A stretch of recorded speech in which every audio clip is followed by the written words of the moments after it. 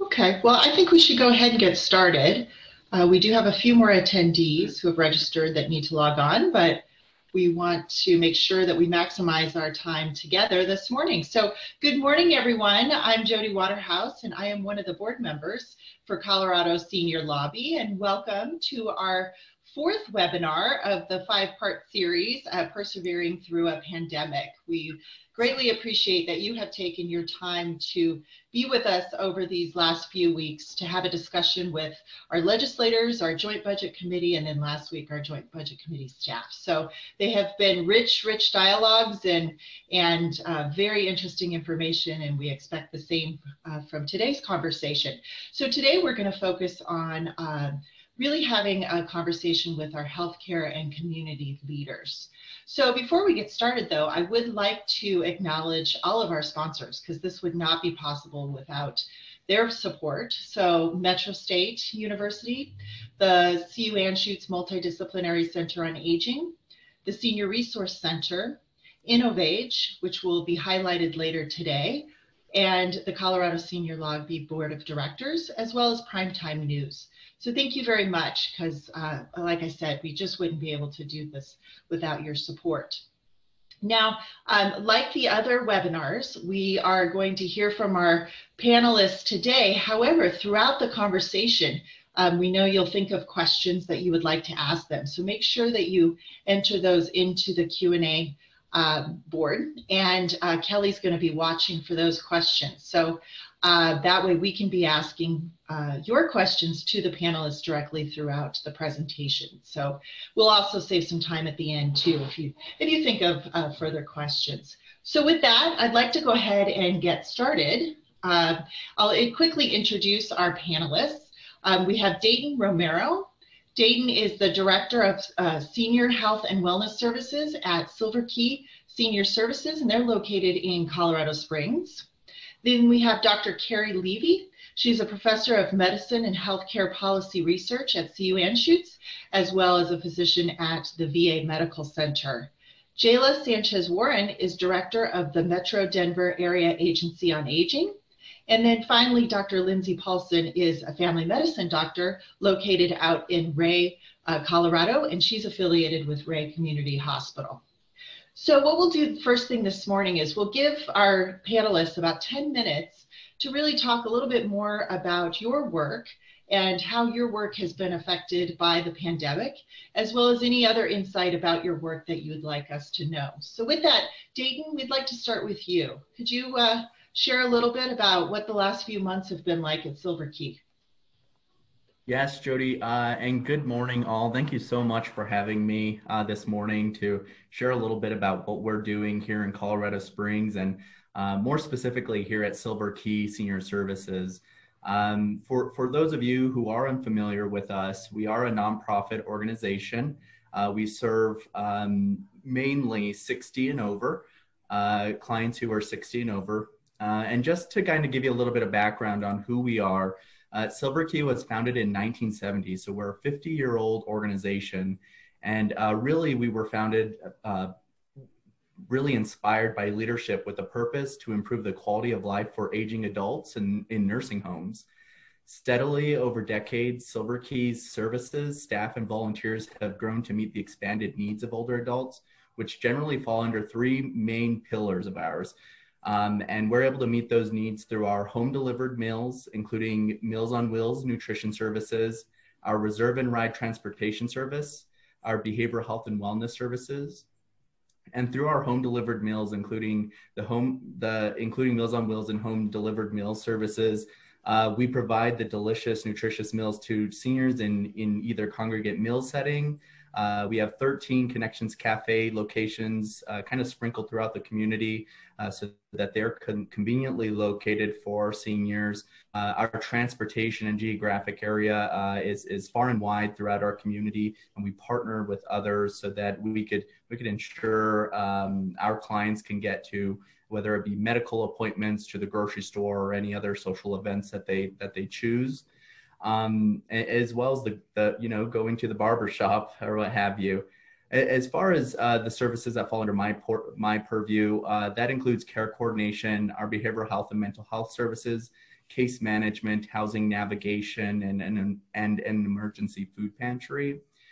Now, with all of those services, we have made some extraordinary modifications, and I know we'll get into it a little bit more in depth here soon, but we've had to really be nimble to ensure that a lot of these services that are so critical to so many continue to be accessible to many people. And so, for example, with our home delivered meals and our congregate meal sites, which is a common service delivered by a lot of area agencies on agings or contractors with the AAAs, we've had to, come up with pre-made meals and deliver those to the congregate meal sites, and they turned into pickup sites. The delivery methodologies in terms of the home delivered meals has changed. So leaving at the door and practicing those safety guidelines that have been set out by so many, including the CDC. And really in my area, the senior health and wellness services, we're striving to meet clients where they're at. And that means really where is their comfort level in terms of getting the help that they need, whether it be meeting in person, talking telephonically, or video conferencing, which is we're a little green to in general. And that has really kind of accelerated a lot of processes and put a lot of great things in place, and has kind of challenged the status quo in terms of coming up with some innovative solutions to meet the challenges and make sure that we continue to meet the needs of our clients. Great, thank you, Dayton, for that overview. Dr. Levy, can you share with us a little bit about your work and how it's changed during the pandemic?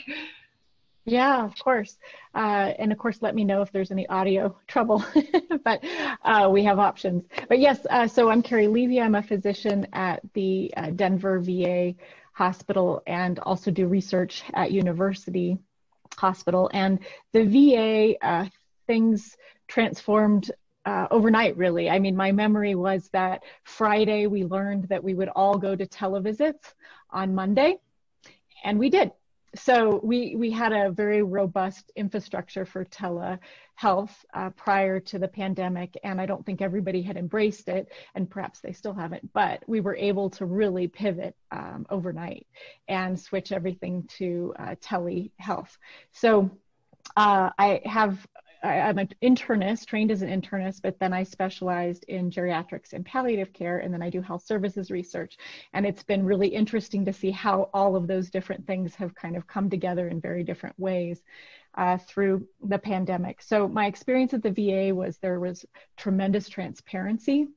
We had updates every day. We had a command center in our auditorium. We could go to the command center if we had questions or concerns. We could email that group. We would get a response by, I think it was 4 p.m. every day. So we felt very, I think, well cared for and nurtured as providers.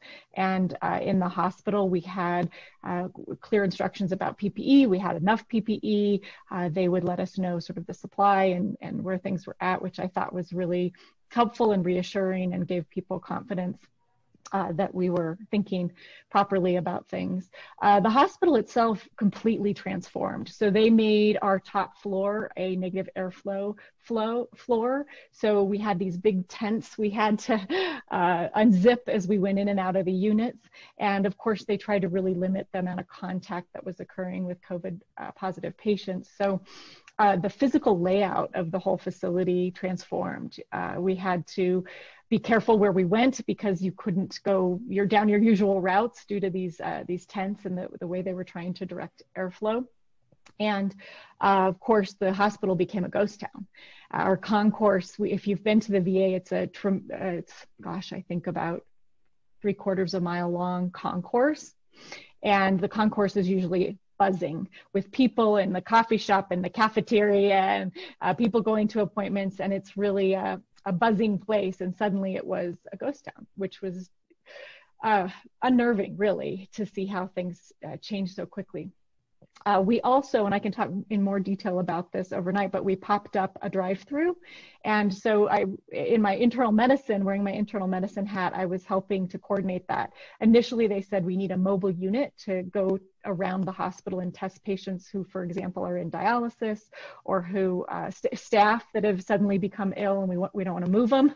We just want you to go to them and test them. And so a wonderful nurse and I had the opportunity to develop that mobile unit, and we would just get donned up and in our helmets and wander around the hospital and test people. And then that was a great foundation to develop our drive-through, because we sort of knew what the supplies were and how to protect yourself and how things would work. And the incident command team did a beautiful job of putting the logistics together to develop that drive-through. And so we used our SOP that we had put together for the mobile unit to begin the drive-through. And that was really an exciting experience. I think people felt very committed to being part of that team. We actually got t-shirts at one point saying "Swab Squad" for everybody, and there was a lot of pride in being able to meet that need. Eventually, we didn't have the need, and everything went to our emergency room unit. And they also had a tent that had popped up and was initially used primarily for people who were, after hours, basically. And then it just became our 24/7 swabbing unit. So there was sort of the internal medicine piece. Then there was the palliative care piece. So I'm the section chief for palliative care. And we were very concerned that we would need to develop a hospice unit for all of the veterans who were dying of COVID. And the projections were in stages, but the worst projection was horrific. And so we put together a plan for a hospice unit in a completely different unit of the hospital. It was a mental health ward, and we were going to make that our hospice unit. So we had to develop quickly plans to put that together. Thank goodness we never needed it. So that was a real blessing. And then our team geared up to have 3 layers of call, because we didn't know how busy it would be. And it turned out that we got almost no consults, because I think people were used to, or were trying to look at it as a curable disease. And so they were not thinking about palliative care. They were thinking about, how do I get this person through this acute illness? And they were really not aware and following new protocols. And there was just so much distraction that we had very few consults in the hospital during that time. We continued to manage our outpatient consults, again, with tele. And that was either telephone or video. We have a pretty simple, any device you have, we can call you and have an appointment on that device. So we really transitioned to palliative care consults via tele outpatient, and sat and twiddled our thumbs on the inpatient side. Not really, we actually had lots of other things to do, but it was not what we expected. And then as far as research goes, we had a number of nursing home protocols that we were working on, and we had to stop, because the nursing homes were just so busy doing, patient care and adjusting to everything. So we enlisted, and then students. So the teaching part, the students couldn't be in patient care areas. So we had the students help us with calling back all the people who had tested negative for COVID. And then they would check in on their mental health. They would do a depression screening. And if there were concerns, they would refer those veterans on to our mental health professionals. And so that was a really, I thought, a good way to pivot and allow students to interact with patients, but in a very different way. So those were kind of the different areas of clinical care that were in play, and really quite a dramatic shift. Slowly but surely now we're moving into regular operations, and pretty much everything is back to normal, I would say, other than the fact that people are still scared to come in for appointments. So we're still doing a lot of telehealth. Well, thanks, Dr. Levy. And we're going to talk a little bit more about telehealth in a little bit. So thank you for that. Jayla Sanchez-Warren, tell us what's going on with the AAA. Bob, can you share my PowerPoint? And then I think this is the only time we'll use it. I kind of misunderstood what was expected. I thought I had to tell everything in the first 10 minutes. So this is the area agencies on aging. Next slide, please. So there are 16 area agencies on aging. We're the largest in the Denver metropolitan area, but there are 15 others, and we are a network. We provide information and services. We fund community services. We identify and fill gaps and then plan for future needs. And we advocate on behalf of older adults and their caregivers. Next slide, please. These are the programs we run at Dr. Cog, so lots of internal programs. Next slide, including the Long-Term Care Ombudsman program, which protects the rights of people that live in nursing homes and assisted living. We do a lot of information assistance right now, about 100 calls a day. We do case management and SHIP and all sorts of other programs. We fund contractors. At this time, at the beginning of COVID, we have new ones that I haven't added yet, but we had about 35 different organizations that we fund. This is just a few of them. The Alzheimer's Association, you see Colorado Gerontological Society, next slide.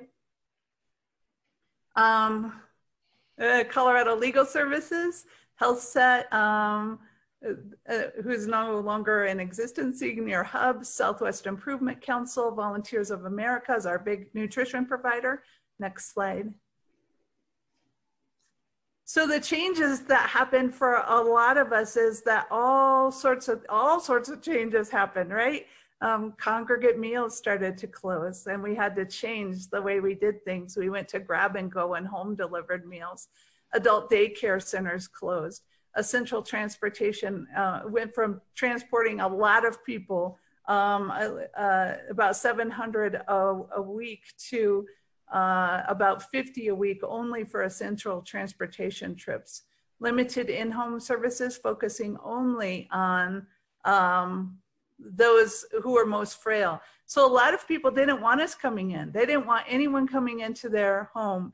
And so we had to be very careful. In the beginning, I did training with our staff and with our contractors on COVID, like a week before it actually hit hard.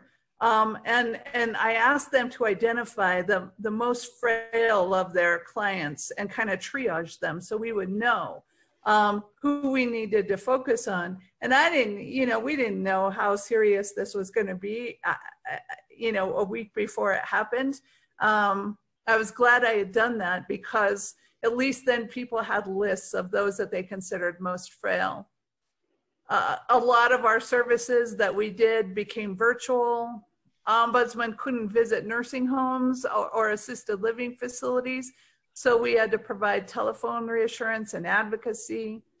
I diverted staff a lot in the beginning. So our staff at the AAA, we lost a lot of volunteers that were delivering home delivered meals because they were older adults and they were following the protocol to stay at home. So my staff went out and delivered meals for a number of programs. I think that's all I'll say right now. It was it is a challenging time and we learned a lot. There have been some good things. I can talk about the needs that we saw early on and continue to see, but they have changed a little bit. A lot of information and assistance still. People don't know what's going on. They didn't know what was going on in the beginning. A lot of explanation. Food and personal products, prescription delivery, transportation services, in-home support for the very frail. So we had a lot of caregivers. So we had adult children bring in their frail older adult or older parents into their homes, or they were moving into them and being full-time caregivers for the first time in a very long time, and they needed a lot of support and respite services. We had grandparents who were struggling, needing support.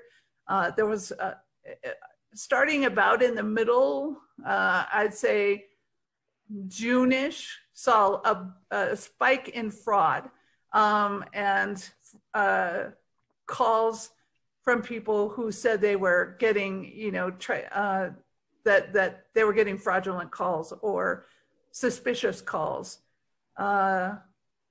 There was calls for yard work towards the beginning of the spring, right?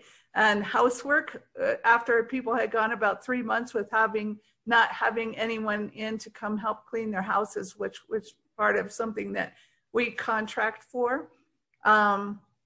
It was getting kind of bad. Legal assistance. we found a number of people that had fallen off the rolls of Medicaid for one reason or another, and needing to get them back on and working through that process. And sometimes we needed legal assistance. We needed legal assistance to prevent evictions, even though it was supposed to be a moratorium on evictions. They were still being evicted. And then engagement and counseling really towards, July. People have had it now. They have had it. They did not want to do this anymore. They're tired of being isolated. They wanted to go out. So we really started pushing hard engagement opportunities, counseling, exercise, cooking classes, all those things. And that's what we did. So great. Thank you, Jayla. Yeah. No, thank you. And thanks to Bob for our PowerPoint. No, thanks, Jayla. And we'll come back and talk a little bit more about the services that the AAAs are providing. So thanks for that insight. All right, Dr. Paulson, our representative from our rural community of Wray, Colorado, share with us what's happening out there. Well, thanks for inviting me to participate. I always appreciate the exposure and talking about rural Colorado. One of the important differentiations that I like to make when I do these talks is that Wray is a town of 2,500 people. And so more accurately, especially as the rural-urban divide grows, as the Front Range becomes so populated, is that really we're more accurately known as a frontier county. So we are 2,500 people in town. We have a catchment area of about 10,000 people. It's not uncommon for people to drive 90 miles to come to the doctor to see us. We have a pretty busy and robust operation. We're 90 miles from the nearest Walmart. We do have a little grocery store in town, but resources are somewhat limited just normally. So we're 9 miles from the Nebraska and Kansas border. And we have 3 family medicine physicians. We're adding an additional physician in a couple of weeks here. We have 2 family medicine residents. So we also have a rural training track residency program. We also have a general surgeon, 2 physician assistants, and then a nurse practitioner. So we're all truly the cradle to grave type of doctors. So I was hoping that everyone stayed pregnant so I could make it to this panel discussion today, and luckily everyone did. So we have a busy hospital. We have specialty clinic, cardiac pulmonary rehab. We have a respiratory therapist, busy operating room, lots of orthopedic surgeries. And then the hospital also owns the nursing home and assisted living facility that we have in town. And so traditionally, and a little bit of what I'm going to talk about today is just the community resources that we have available. So family medicine doctors are kind of in charge of overseeing the health of the community and utilizing all the resources that we have in town in order to do that. And we're one of those communities where we're known for our longevity. And one of the reasons I believe that we have such an elderly population is because the community connections are so strong. So in my neighborhood alone, I have a 99-year-old neighbor that lives independently. And I have an 85-year-old lady again who lives independently. And a lot of the reaction that I got in the initial days of the pandemic was kind of thanks, but no thanks, meaning they knew that all the elderly people knew we were trying to protect them, but they really weren't interested in a lot of the protective mechanisms we were put in place. I called my neighbor in the middle of March and I said, if you need anything in the next couple of weeks, please call. And she was very polite, but she sort of said, what would I need? What would I need help with? So there's been a little bit of a lack of uptake, I guess, as people don't necessarily consider this to be as severe of an issue as maybe other places do. So in town, we have, of course, the clinic and hospital, and we're providing care to the elderly, but we also have a robust case management staff, so a number of different RNs that work with chronic disease management and that they work within our clinic. Obviously the nursing home and assisted living. A couple of really neat agencies that we have are the, we call it the RAC, the Wray Recreation and Activities Center, and that includes physical therapy.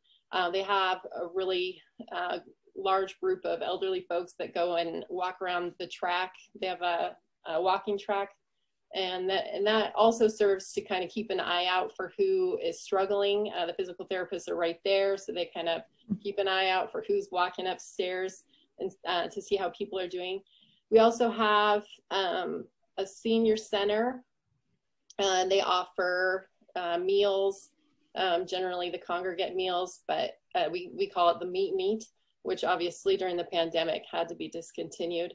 And there's also a lot of different services that are offered through the senior center for socialization. We do have a ride service through the County Express. And so as far as what we did during the pandemic, there was an article that was written by the Colorado Sun, and they quoted a gal from the Colorado Hospital Association, and she said, which I think sums it up, is rural does what rural always does, which is to figure it out. So we just had to use the resources that we had available and kind of leverage them for the best benefit that we could get. We have generally very few privately run agencies. So we have 2 separate ladies who run in-home care, and they have each a small staff.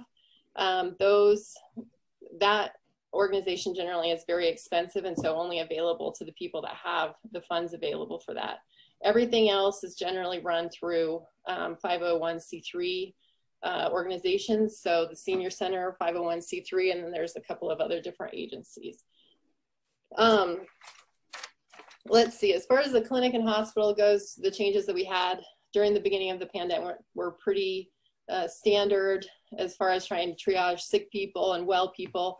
We did do some telehealth at the very beginning. That was kind of slow on the upswing, I suppose. People initially for maybe a month at the end of March and beginning of April were interested in participating. I think kind of mutually the providers and the patients decided that wasn't really working for our community. The patients really do like coming into the clinic to see their doctors. And I think they were willing to honestly take the risk to see their doctor in person. Obviously for the first month in March and April, people were not coming to the clinic. We had very few patients. We had very few patients in the emergency room and in the hospital. And one of the other things, we do lots of orthopedic surgeries, and so people were waiting a long time to get their joint replacements that they had planned. So that was one of the biggest things, is the discontinuation of elective surgeries. And I guess the other big thing to talk about is the nursing home care. And that's been, I think, where as far as the elderly goes, the biggest, our energies have been mainly focused.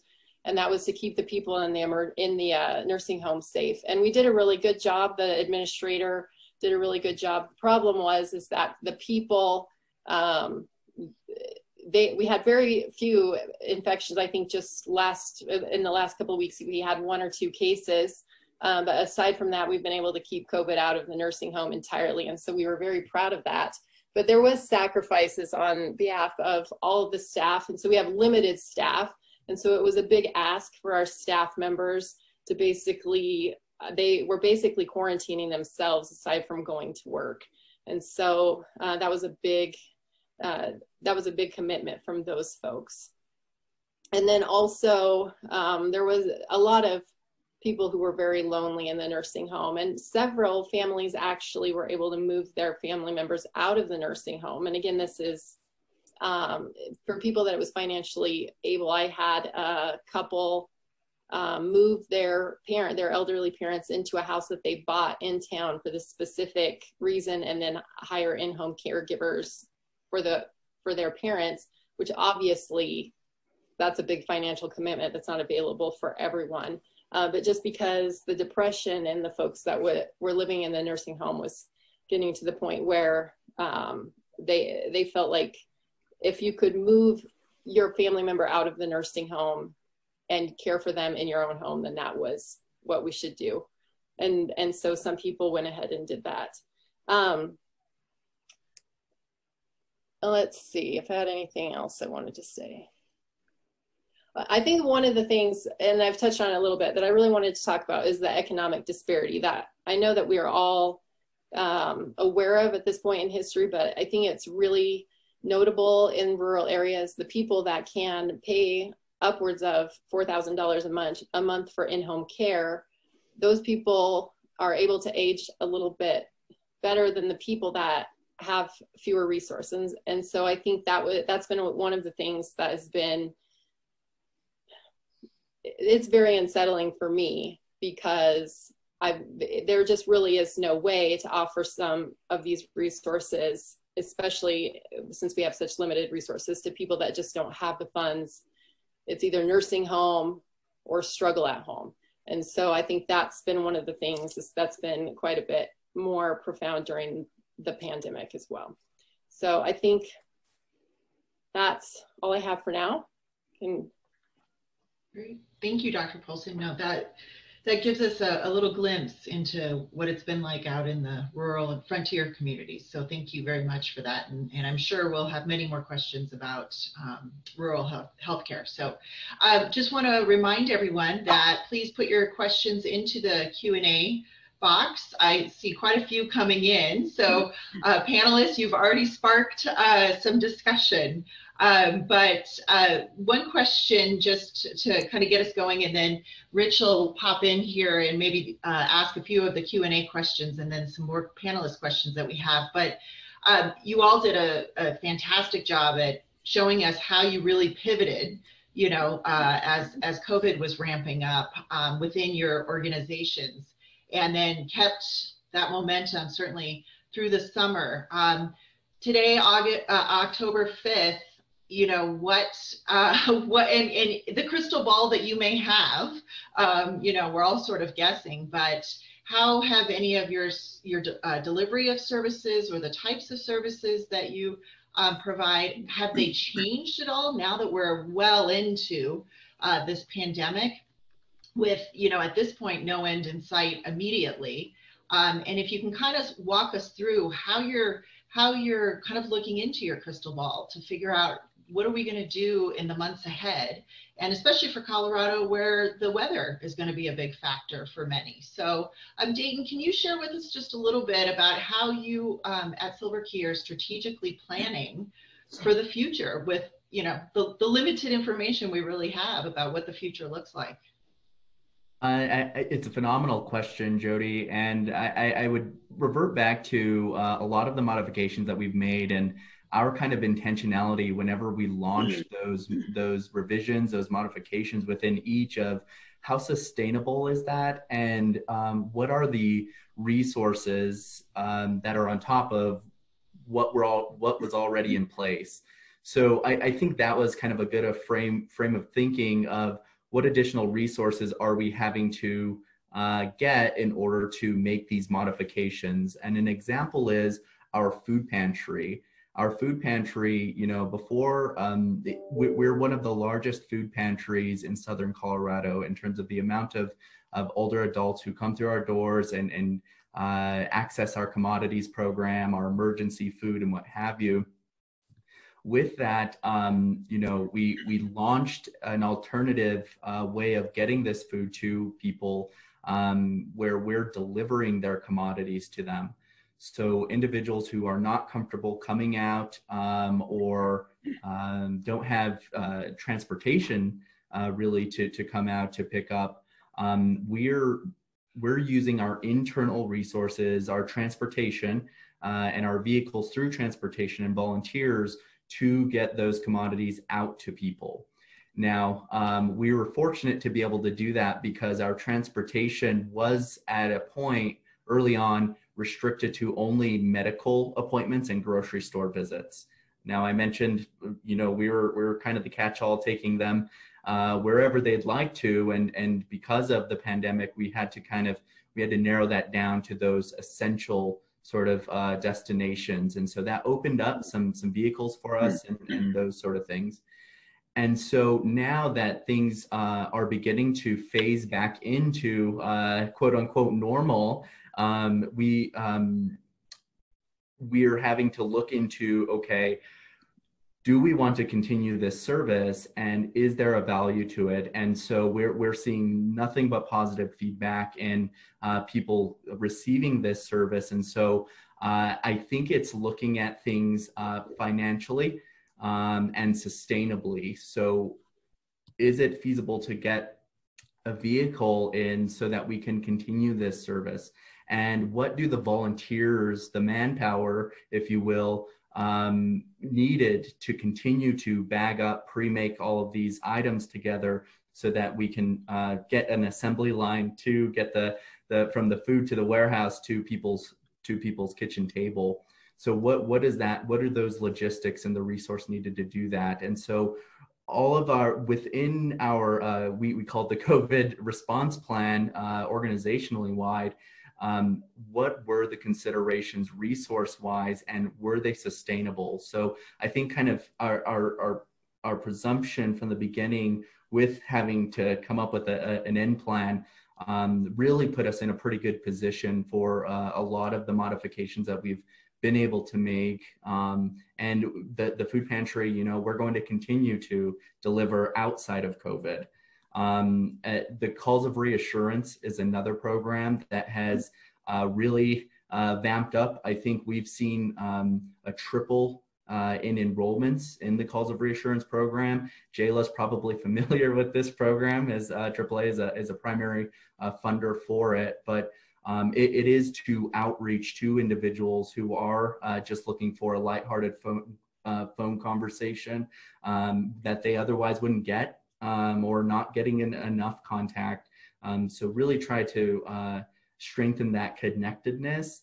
And we're able to do that all really through volunteers. I think I've mentioned, and Jody, you've probably heard me say this a time or two already, where really it's been inspiring to see so many people step up despite these challenging times to, you know, for the greater good, and specifically for our senior community, in helping them and making sure that they don't fall through the cracks. We've had a number of people who were furloughed, who become unemployed, or had a good amount of time on their hands as a result of what's going on, who came out and volunteered and really increased our capacity to be able to scale a lot of our services. And that has resulted in long-term volunteers. It has resulted in us to be able to, you know, have as least amount of disruption in our services as possible. So I think it's really getting creative in leveraging the resources that are available, not only in great people in the community, but also in, you know, philanthropic groups or other resources, the CARES Fund, and these other ways to really help us kind of position ourselves for future accommodations that we're having to do, that including building an infrastructure around telehealth or what we're having to do. Great, thank you, Dayton. And there have been many silver linings through this. So in trying to keep positive, you're exactly right. We do need to really focus on so many of those silver linings during this really difficult time. And thank you for pivoting us into telehealth, because Dr. Levy would like you to talk a little bit. You know, the VA obviously is kind of the gold standard because they were able to pivot very quickly. And unfortunately, not everyone was able to do that. So how will telehealth play a role, certainly at hospitals, clinics, but also, you know, potentially long-term care facilities? Because I know you have a strong connection with those communities as well. So can you share with us a little insight just about the future of telehealth? Yeah, absolutely. So we were able to pivot really quickly. There had been an initiative to have all mental health and primary care providers tele-capable by this year. And so they had many of them had become tele-capable, done the training and enough visits to be comfortable with it. We had, though, not yet required it of our subspecialists. And so some of them are still struggling with it and don't like it. And so our next phase, one of my mentees is working on a couple of the specialty departments, and they tend to really embrace it if they have the champion sitting next to them who can get them through some of the technical glitches early on, and then after that they do better. But as Lindsey said, it's not the same. It's definitely we're missing something. There's things we gain. So for example, during our palliative care and geriatric visits, we can have folks take us on a walk through their house, and we can kind of see what they're coping with. We can look in their medicine cabinet. We can kind of see the pills lined up behind them and how organized or disorganized those look. So we can gain a lot, but certainly the human connection part is just not the same. So we'll continue to balance that. I think we'll be pretty well equipped. We have this new platform that allows us for the provider to do the visits from any device. And so if our VA equipment is failing us at home, we can quickly get to our own devices and use that. So all of that has really expanded our ability. We also have a fund or a pool of tablets and iPads. So if somebody doesn't have the equipment at home, we send it to them. And I think I heard something last week about 60,000 tablets had been distributed to veterans since March. So there are lots of efforts that way. In terms of this is an interesting thing that I think will continue, one of those things that will continue, which is that we would do a memorial service for families of veterans who have died. And we would invite families to come to our chapel. It was a beautiful service, but our chapel is pretty small. And we would have 20 or 30 family members join. So it became clear that we needed to switch and broadcast the service. So we started doing that 2 services ago. We've had over 1,000 views of the service. There were over 300 families joining live during the broadcast. And it's a really lovely way to honor people, allow people from out of state to join, and then have that memory that they can go back and watch later. So that will absolutely continue after the pandemic's over. And yeah, just to keep it to telehealth, there's a couple of other things. This isn't necessarily tele, but it's technology, which is that in the nursing homes, they've done some pilot work with checking daily temperatures and daily pulse ox. So it's a band on the arm that delivers that information to a central recorder. And they found that at baseline, often nursing home residents have a lower than normal temperature, and that very subtle changes begin to occur about a week before they test positive. And so one of the things we're hoping to do with that technology is identify who's becoming ill long before they otherwise would have developed symptoms. And it's pretty dramatic. There's an interesting article published a couple of weeks ago that shows this, very straight line for temperatures about 97.8 or so for folks who didn't test positive. And then you see this steady, just by a 0.1 degree each day until finally they test positive. And when they test positive, they're often not febrile. They're 98.6, but it came from it squished up from a lower baseline. So there's some interesting things with the technology happening there as well. So I think the summary is we have the ability to do a lot of it. We could continue in this manner. And some people really do appreciate availability. A lot of people really appreciate the availability of the VVC, the video connections. And it doesn't replace human interaction, as Lindsey was mentioning. I think people feel pretty depleted in terms of connection to humans. Yeah. Great, thank you for that. And we have the Q&A box is flying off the screen here. So we are going to move into some Q&A because there are questions for all the panelists. So Rich or Kelly, do you want to ask some of the Q&A questions to our panelists, and then we'll jump back into some more dialogue after our sponsor presentation. So Rich, are you there?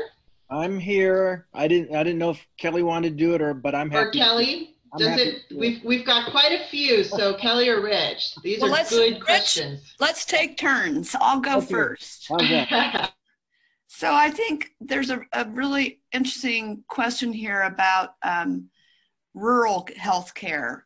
The person asking the question found that doctors provide services from Pueblo to Lamar, but the various specialists were with different insurance companies. So with limited rural resources, how do residents deal with doctors out of network? You know, and that's a good question. And I think that's a question that we deal with outside of the pandemic a lot. Really, so as far as Wray goes, we have a specialty clinic, and so almost every specialist that you could need or want comes to our specialty clinic or was available via telehealth during the pandemic, before the pandemic even. You know, people, they end up having to travel. And I think, so my elderly grandparents, my grandpa's 96, he travels from Monte Vista, Colorado to Pueblo every 3 months for a urological procedure. And that's a day-long commitment. And so I think that always is something that rural folks deal with, is having to travel to specialty appointments. And I think that's one of the challenges as I speak to the rural and urban divide growing, is I think it is becoming more foreign to folks on the Front Range. This idea that my mom has to pack a lunch and spend an entire day driving my grandpa to the urologist. People don't seem to be as sympathetic to that as it used to be. Because, you know, I think we always joke that people think that Colorado ends after DIA. And so it's, especially with a lot of the people moving in to Colorado from out of state. And so I think it's just, I don't know that I have an answer to that, because it's just a challenge that we deal with always. We have to be creative, finding specialists that take insurance, and just getting people in where we can get them in, and travel. People just have to travel, and we're used. I mean, we go 150 miles to go to Target, so asking someone 150 miles to go to the specialist isn't a huge imposition. Really, people are willing to do it. I think it was hard during the months when we couldn't really travel. We were asking people to stay at home, and so that was a little bit trickier. But yeah, it's an ongoing challenge for us. Thank you, Dr. Levy. Rich? Okay, I think I'll do Mary Dean's question for Dayton on relating to his use of volunteers. So they've switched to virtual roles. Is that true? Are there still any in-person? Yeah, Rich and Mary, thank you so much for your question. And to give a little bit of context, Silver Key, we serve close to about 12,000 older adults annually across our programs and here in the community. And in order to do that, in order to serve at that scale, our volunteers are really our lifeblood. I think right now we're close to 600 volunteers organization-wide, and a good proportion of that 600 is older adults. And so they themselves were concerned about coming out, and you can't deliver a meal from home, you can't provide a ride from home. These are activities that require in-person and really kind of being out and about. Which some were more comfortable than others, quite frankly. And so again, we treated it just like our clients in terms of let's meet our volunteers where they're at. So those who were communicating that they were, not comfortable coming out, we repurposed their roles in being able to volunteer remotely from their homes. And that has helped us be able to accommodate that growing number and those reassurance phone calls. So we're making upwards of thousands of phone calls per month to many clients, and we couldn't do that with those who were, using their talents from home and working remotely or virtually. And I want to mention another notable piece. So I sit on a board of directors of Innovations in Aging Collaborative here locally, and we just done a COVID community scan where we surveyed older adults, specifically the UCCS Aging Center, Dr. Judy Scott, and a couple of her colleagues, surveyed the community and older adults to see how they were coping with COVID. And it was really with the intention of how are services being utilized, how are services being underutilized, and how are people doing physically, how are they doing emotionally. So it was just a very valuable data set to collect. And we were able to do that at a pretty good scale and get a pretty significant sample size to get us informed. And we were able to do that through volunteers and interns who were willing to go through a training on how to administer that survey and so on. But again, I think it's utilizing those talents and giving those opportunities to do virtual roles. All right, thanks. She had another question for you real quick, Dayton, and then we can move on about the ethnic and cultural diversity. If you have a profile for that among your clients. Yes, sir. And speaking of which, for our volunteers, really quick, we had done a census across all of our volunteers. So we actively outreach to them to see where they were at in terms of coming in, not wanting to do something. We got a lot of short-term volunteers, and we came up with processes that streamlined onboarding and training and that sort of thing. So that was an innovative thing done by our volunteer department. So good, kudos on them. The reason why I bring that up is that reminds me of just overall data tracking internally. We have a fairly sophisticated client tracking database, and I would say, I pulled it up here, we have about 75% of our clients are Caucasian, followed by 11% who are African American. And then in terms of ethnicity and Hispanic or non-Hispanic, we have about 13% who identify as Hispanic. And I think these are good numbers in comparison with the community census, if you will. The African American demographic here in Colorado Springs, I believe, is at 6% the last time it was reported. And so we are in an area of Colorado Springs where we were really strategic on our accessibility, and us being in an area of where there is need, essentially, in terms of food deserts, in terms of accessibility to healthcare or navigating systems, and with our case management group and behavioral health. So we're really intentional in our overall move into an area of town. And I think we're seeing that in the numbers in terms of those who are getting engaged in our services. And I could say we're continuing conversations on how we can make that first conversation. We have a thing called the Silver Line, which all phone calls and inquiries come through. We're looking to see how do we open that window further to be more accessible to those communities who are not English speaking as their first language. Great. Thank you, Dayton. While we're on the topic, Jayla, would you like to talk a bit about diversity of populations in our region? You're muted.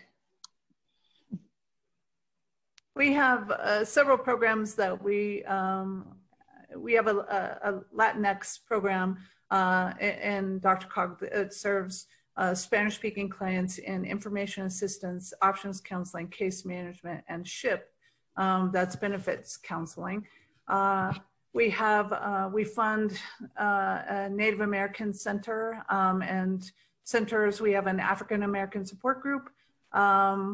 We have an elder refugee program. So we've been working closely. We also have projects with visually impaired. So we had specialized funding that's changed now, but we have a number of partners for visually impaired and blind folks.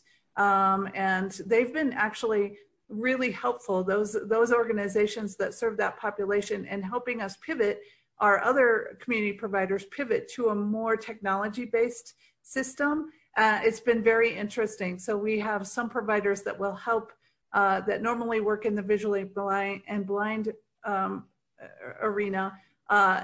They've been to help set up folks with technology and with like Echo and Alexa and those kind of things.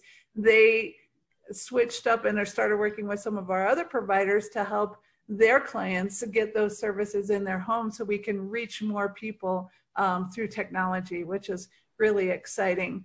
I think we have seen, like Dr. Paulson said, and others, this real income gap, and especially in some of our minority communities, just not having the resources to participate, not having enough money to pay for connectivity, right? To pay that bill to get hooked up on the internet. We can buy tablets all day long, but if you can't pay for the connectivity, then it's just like a brick. It's not helpful. So we've been working with the library systems, other providers. I've been talking with folks through an organization of cable providers, trying to figure out how we can use low tech as well as high tech to get information out to people, to connect with people, and also in different languages. So we have, we work with Colorado Refugee Center, and we have a lot of resources through that connection for different languages, and we have an interpreter service like most people do. So just connecting with folks and giving. Can you imagine trying to navigate this if English wasn't your primary language? I mean, think about it. You move, let's say you move to China, and then you're there a few months and there's an outbreak of COVID and you don't understand the language that well. You pick up a few words, right? But isn't it that you always know the scary words like death and danger? You know the scary words in a language first, it seems like, or the cuss words. And you're trying to navigate this and understand what's happening, and you know there's a lot of concern, but you don't know how to access resources. That's got to be really scary for folks. And I've been proud of our work in that area to help people with information and assistance. So kind of continuing on that community service role, I'd like to bring in Innovage and Leslie Mader from Innovage to talk a little bit, because as a large community service provider as well, give us a little insight about the work that is being done at Innovage. Hi, Leslie, welcome.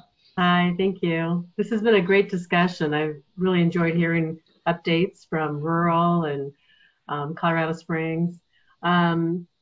And the one word that everyone keeps mentioning is pivot. And I think that's the new word. And Dayton, I loved your word nimble. It kind of reminded me we all have to kind of like dance through the landmines.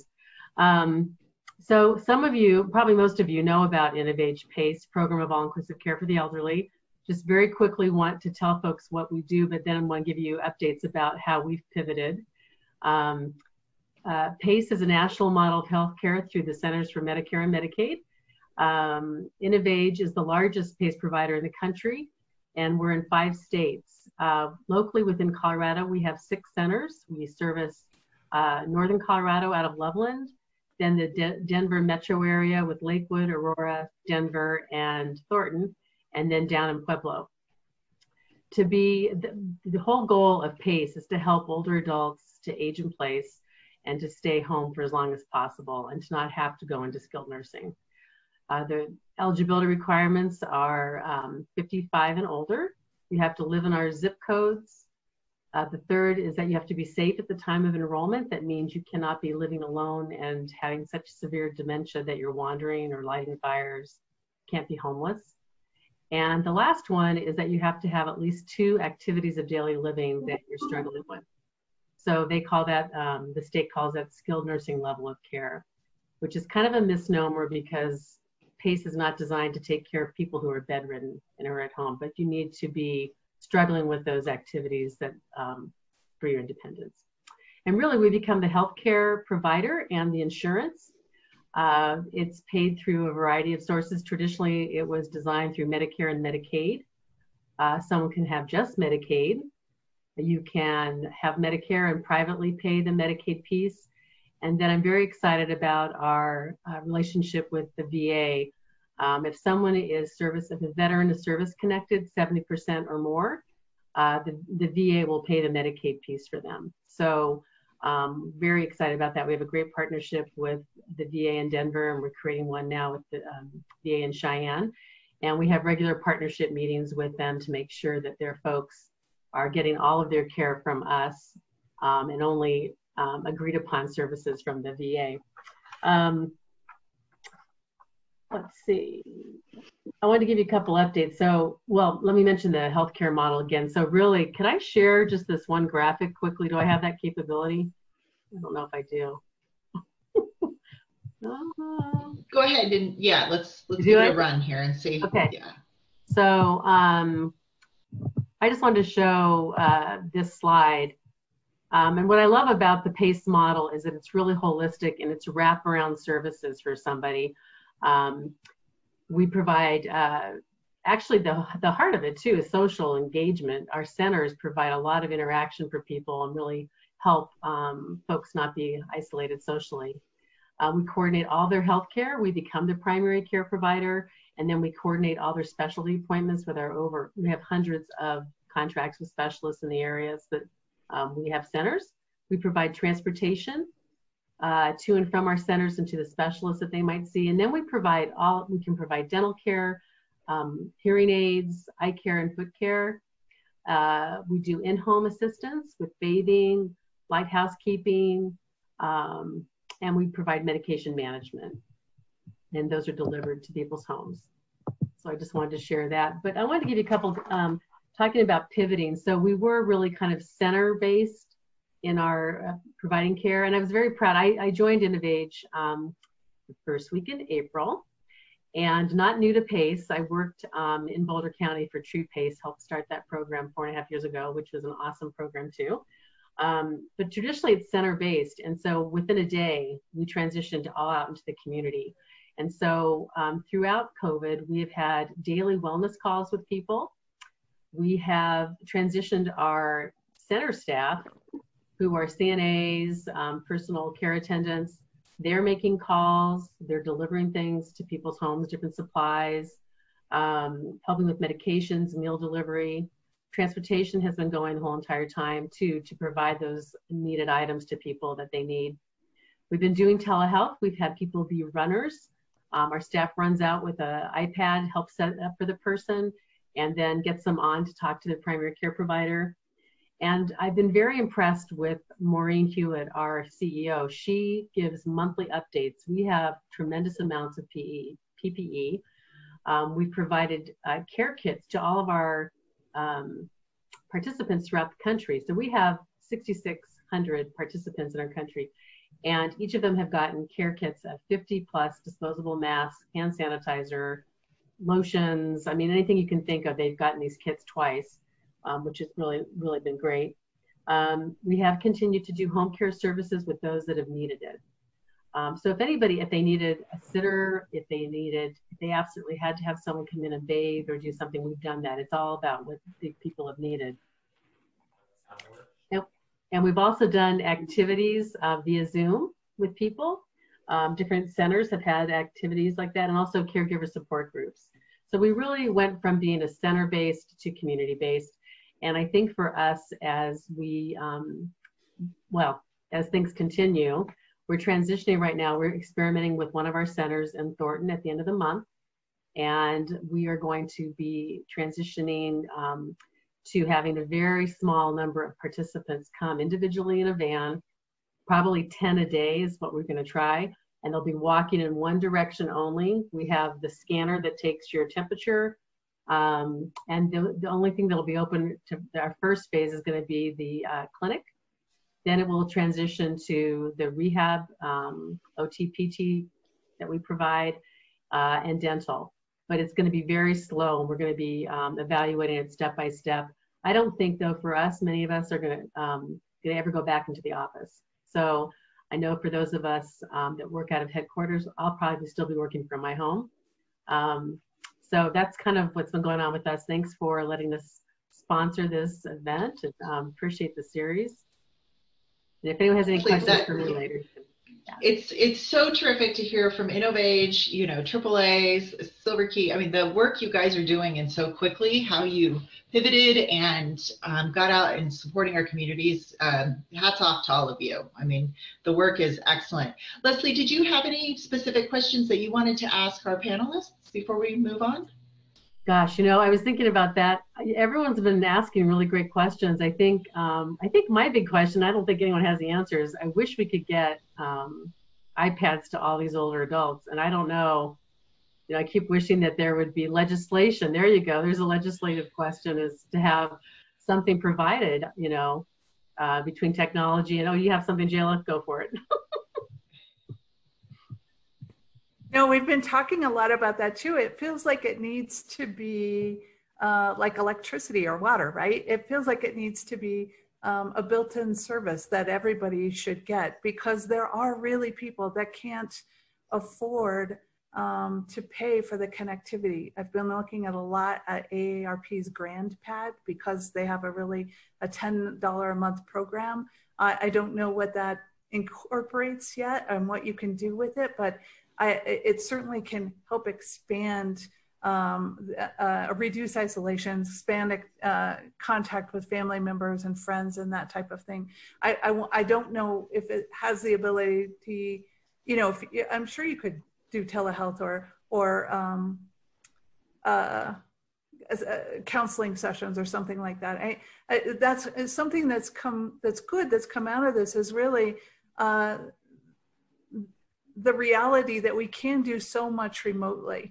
For example, we fund a hoarders support program, right?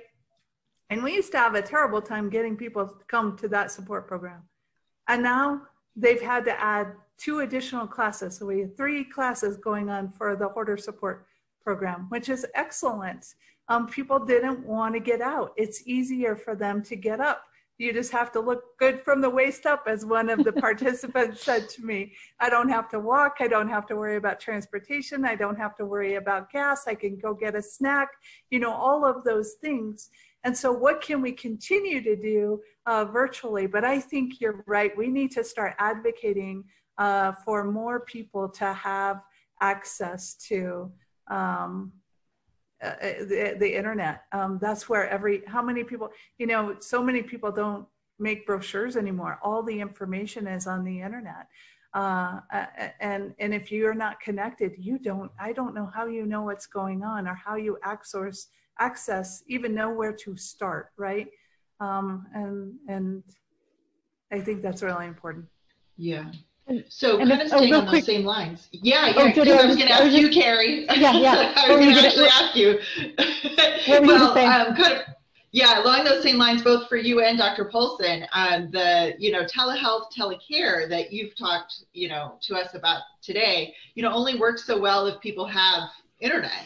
And so that piece of, you know, certainly in the rural communities, that's a big factor, but how will we incorporate this technology, but also for patients that just don't have, and residents and clients that just don't have access to this technology? How in your areas are you dealing with that? So, and then add whatever, Cari, you wanted to add as well. Sorry. Sure. So I was just going to say, if some of those clients that you're speaking of are veterans, we can get them the tablet, and if they're in a rural area, their 5G is paid for on the tablet. Oh, wow. So they can use it and get broadband if they don't have access. So please let us know, and we're happy to get that out. And then one of the interesting things two other things. One is that we've been doing a tele-nursing home program for a while, where we communicate with, as Lindsey described, you know, we have veterans in Home Lake, Colorado, who take a van 5 hours to the VA and then 5 hours back. And that is an exhausting and not a healthy experience for most of those frail veterans.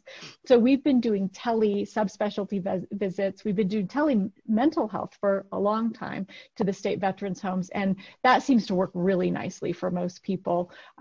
So that's been really helpful. And then our tele nursing home program, we had a telepresenter, one of our staff, who would go to the nursing home because the nursing home staff are so busy, and she would put the tablet in front of them and get all the information from the nursing staff. Well, she can't go in right now. But what's happened is we've taught them to fish. So they now know how to set the tablet up, how to get people connected. And it's so much better than the option of either not coming to a specialty visit or having to expose a veteran to COVID when they come in. And we had one example where somebody came in for a colonoscopy. I mean, you can't do that via tele, right? So they came in for their colonoscopy. They had to get tested beforehand. They were positive, but they had been positive, and it was just that residual viral that viral particle that was still there. They weren't sick. They weren't probably infectious. But now that person went back to the nursing home, entire nursing home had to quarantine and lock down again. And they had just opened up after months of being locked down. So these are the things that are so important to think about, the implications of transporting somebody, the transport expense, the transport hassle, the risks now of being exposed to COVID, of bringing that back to the facility. So there's a lot there that can be done, and we can get the consultation to those individuals, via tele. And then there's a really interesting project that the VA has launched called Atlas. And this is designed to put tele units in Walmarts. So most communities have some access to Walmarts or libraries, and it's a private unit where people can go in, connect, and that hopefully will bring more rural access to veterans in rural areas, and then ideally can be used for anybody else who wants to hook up to that connection as well. Terrific. And then Dr. Paulson, can you give us a little insight on what's going on out in your area regarding telehealth? I love how Dr. Levy mentioned the library, because the library is a pretty crucial service in our community, and they worked really hard to get the library to be one of the first places that was opened back up. I think one thing that was really handy for us is that the government did loosen the restrictions on what could be considered telehealth. And so people were we were just using regular phone conversations. We were able to bill for that. We were using FaceTime. And so most people were able to utilize the FaceTime option on their phone when we had to do those telehealth visits. So I think if we can continue with that type of legislation, but we also have this really cool program through our library in the summers. They didn't do it this last summer, obviously, but it's called Internet Buddies, where they pair up a teenager with an elderly person. And I think just the creative grant writing, getting the elderly population connected, is a doable thing, but many people choose not to be connected. It's a matter of choice. I had one lady who she reworded the Lord's Prayer to say, "Lord, deliver us from email." So there's many people that just don't want to do it. So anyway, but it is an interesting problem. I think some of us feel like that most days. So Kelly and Rich, we still have some wonderful questions in the Q&A box. Do you want to ask some of our panelists some of those questions? Yeah. Here's a question about the impact of, I'm scrolling down here. With private clinics and urgent care popping up everywhere, and billing Medicaid and Medicare with highball prices, is this impacting the funding for your services and programs? I think this can go to everybody.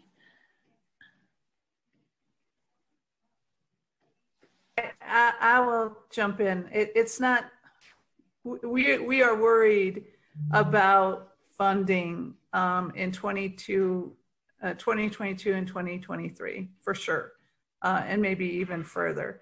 And it's just because of the economic impact of COVID, not necessarily the Medicaid or the Medicare costs of COVID. And I'm sure that's going to have an impact. I haven't heard a report on what that is yet and how it's been impacting the state or the federal government. But we are concerned because our budget was not great in the state of Colorado before COVID, and now it's projected to be billions of dollars where we have a shortfall. The state of Colorado can't go into debt. We're a debt-free state, so you've got to make up those differences somehow. And those of us who work in community-based programs and social programs worry about, will there be funding for us? Because they're going to put money towards Medicaid and Medicare for sure, or Medicaid in the state, and education and all the things that a state has to fund. So you wonder how you're going to be impacted. And, when we fund 40 different service providers in the community as well, how will they be impacted?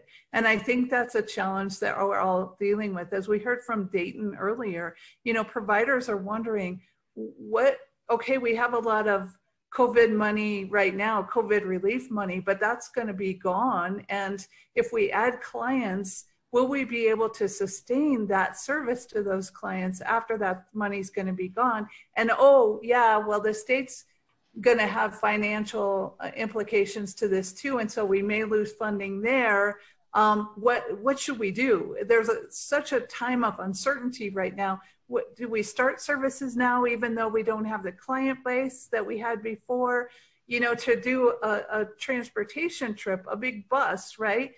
Because of social distancing, what was normally a 12, 14 passenger bus, you can only put 2 people in now, but you still have the cost of all that service. So the service could actually cost you $90 a one-way trip. Is that feasible? Should you be doing that?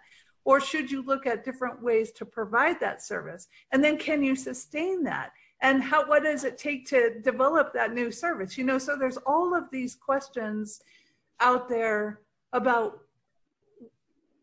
what it's gonna be like, and are we gonna have enough money to serve folks if we bring them on?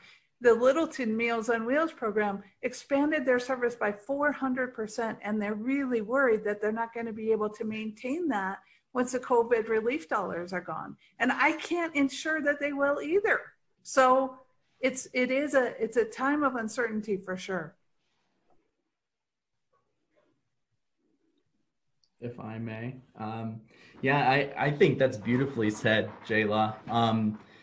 What comes to mind for me in that question is, like you'd said, kind of uncertainty, sustainability, but and all those program related things that you'd brought up. A couple other things that kind of come to mind for me are the implications of Medicaid. I think include, we're a nation and a state that has employer sponsored insurance. And so when individuals lose their jobs, that will increase enrollments in Medicaid. And so I think that has a little bit of implication in that regard. Medicare, disability, that those individuals who are claiming disability or that sort of piece then get entitled to Medicare. So those are some kind of insurance things that come to mind for me.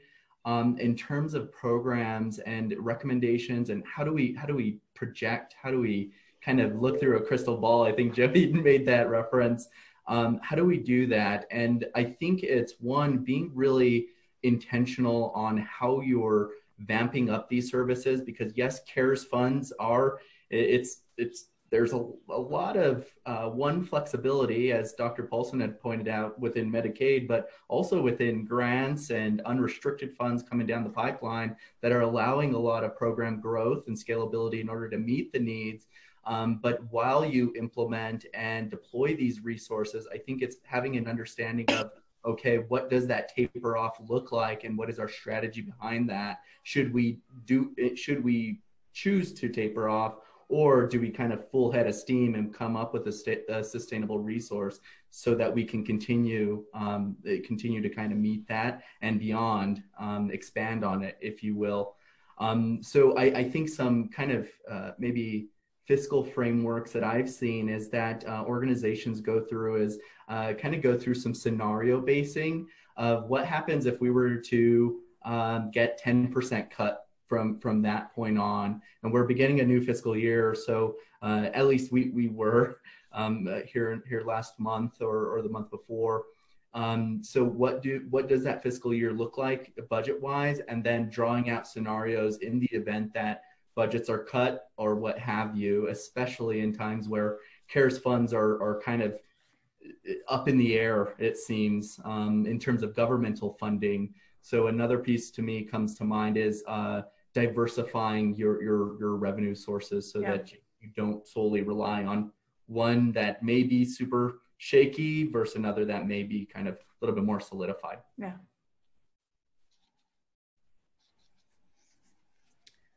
Rich, do you have another question? All right, great notes. Yeah. Let's see. We've got a lot of questions in the Q&A here about telehealth, but I know we've talked about it already. So I don't know if we've covered all of these, probably not, but I'm trying to see if there's another question. Let's see. I mean, did we go into much about like issues with accessibility of telehealth and what else we can be doing related to, getting broadband out to rural areas and other underserved areas, because there's some even in urban areas, and access both to the hardware as well as to the services. Yeah. I think, Rich, we did touch on that a little bit, but we know as local governments, as Dr. Cog, we're a membership of local governments, they're talking about this as well.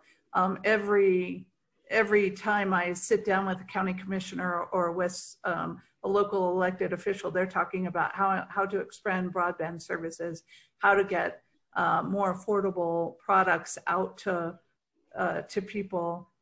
It should be considered a utility. I couldn't find that word, but I think it should be considered a utility. But I've talked with some cable companies and the like who think that it should not be a utility.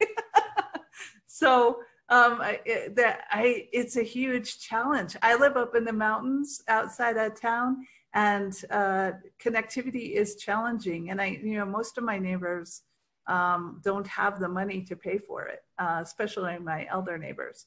And don't, once you show the value of it, then older adults really get it. And then the world opens up. It's really fun to see that happen.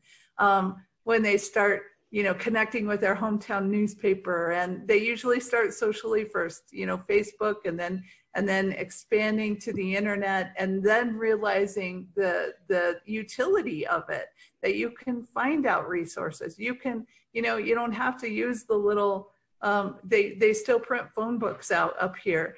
And you can increase the font and actually read the number on the computer screen, right? And there's a lot of fun things about that.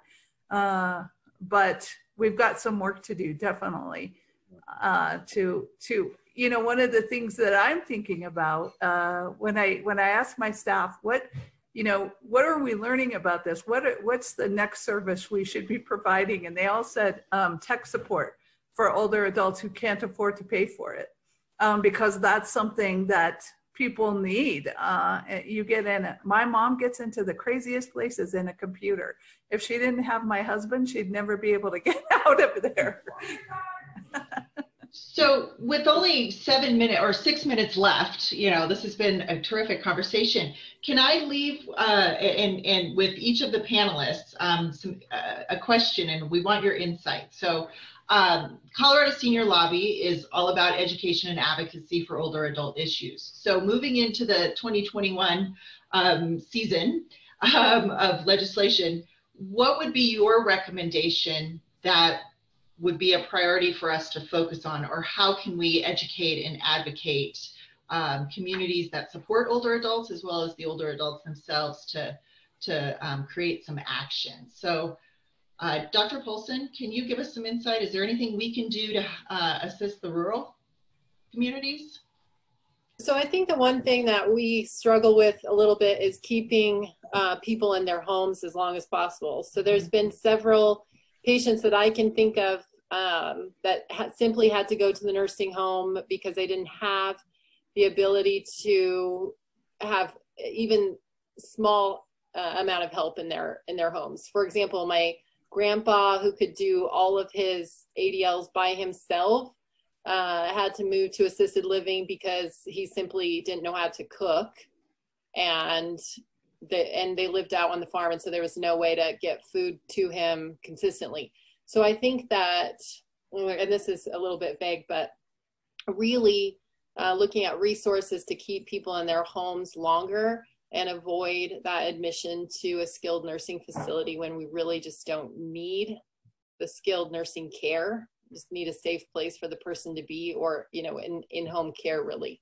I think that is one of our biggest needs in the rural area. Dr. Levy, can you also add there? Yeah, so as Dr. Paulson mentioned, you know, we have kind of this go to the nursing home or stay home and pay a lot of money, which is a terrible decision to not have. I mean, other decisions that are not available to make, which brings me to a couple of things that I'd love to see expand. And if there's a role for this group to help promote that. One is home share. So this is a ability. So let's say your grandpa, Dr. Paulson, if there were someone who could move in, they could pay him some rent if he had an extra room and cook for him. Then he's got some extra income. He's got somebody cooking. The person who needed affordable housing now has affordable housing. And we've seen this model really work nicely in a number of places around the country. It's not a VA model. This is just a model that I think we could promote. And really it's a very good advantage to both, because now the older adult has some income. The other person, the home seeker, has a lower rent situation. The other is adult foster care, which has never taken off in this state. And this is where an individual who is a caregiver, perhaps some of these folks who have now left nursing homes but are born to be caregivers, can bring someone into their home, can foster that older adult, and again, a much cheaper option than nursing home care, which is so very expensive. I think the nursing homes are going to really struggle. We've already seen a couple go out of business in the Denver area because they don't have now the rehab income that they used to have. And so can we repurpose the nursing home? Can it be the place where older adults come and get education about their tech, or somebody sits there and offers free tech support for them some number of days a week, and that can be a real community center as opposed to the type of facility we've traditionally looked at for nursing home care. So those are just a few thoughts. I think we need to be really creative in the way that we think and rely on community as opposed to these very expensive services that are just too much. Yeah, and thinking outside the box is going to be key. So 2 minutes left. Dayton or Jayla, anything else to add, just that you feel CSL should focus on for the 2021 year? I know you all are already working on this, but supporting the AAA network throughout the state, we are hoping to just sustain our funding and not take cuts this year. Remember, it's not just the area agencies on aging, it's all the community-based service providers, including places like Silver Key and Dayton's shop. All of those community-based services that I showed you really depend on those funds to serve. And I love your idea, Cari. I've often tried to get the nursing homes to do blood pressure checks or foot care because they're community based, and it's easier for me to transport. It's cheaper for me to transport someone just a few blocks as opposed to miles and miles and miles, right? Yeah. Dayton, in the last minute, any insight? Yep, I will be as succinct as I can. I think just to echo what everyone has already said, two of the highest needs that have been identified in our community have been transportation, especially from those outskirts of town areas, Calhan, comes to mind, as well as Teller County and those areas up there. Transportation is a big barrier, and it is one of the key social determinants of health. And I think it has implication in terms of accessibility, not to nutrition, to healthcare, to all these other pieces. To life. Yes, to life, exactly. The transportation being exactly one, housing being another, that we're exploring the home share in our housing navigation with Sunshine and Silver Nest. And we're trying to get creative on how we increase the inventory or incentivize, property management companies or whoever to be open to low-income seniors who majority are relying on a fixed Social Security income at this point, which, their application won't even be looked at because they require 3 times the amount of the rent to even live there. So I think those are things that are often oversighted. And lastly, early identification. I think Dr. Levy was talking about it. So how do we identify people earlier to identify their level of care that is most appropriate? Because we have a single entry point. They do a phenomenal job, but a lot of the time, like we talked about, it's from home to nursing home, and there's this gap in the middle in terms of providing this support, and typically it'll rely on an emergency room visit to kind of move things along to get them there. And we know what that means in terms of taxpayer dollars and that sort of thing. So preventative way of identifying level of care needed among older adults in the community. Well, that was a great way to bring us home, Dayton. Thank you very much. So on behalf of all of us at the CSL and the attendees that participated today, a huge thank you for your insight and your dialogue and, being frank and candid about, things that we need to think about, and also stretching us to be very creative and think outside the box. That's terrific as well. Innovage and Leslie, thank you very much for your support of today's webinar. And I'd like to remind everyone. Yeah. Jody, this is Kelly. We've had a request to share the contact information for all of our panelists. Yes, I did see that. So I will talk to them. And then also, Leslie, we couldn't see your slide, so we can share that as well. So if there are any additional resources from our panelists that you think after today's discussion would be helpful to share, I'll communicate with all of you, and then we'll make sure that we distribute that out to the attendees. And if you're comfortable sharing your contact information as well. So we also will be sending an evaluation after today's webinar. So make sure you fill that out. And then last week will be the end of our 5 webinar series with webinar number 5, which we will address ageism in Colorado and how can we combat ageism just across the board, whether it's with employers or in our communities, in our messaging that advertisers use. So that should be a very interesting discussion to bring us home for the webinar series next Monday at 9:30. So with that, we'd like to wish everyone a wonderful week. And again, thank you to all of our panelists, and we'll see everyone else next week. Thank you very much. Thanks so much. Take care. Bye-bye.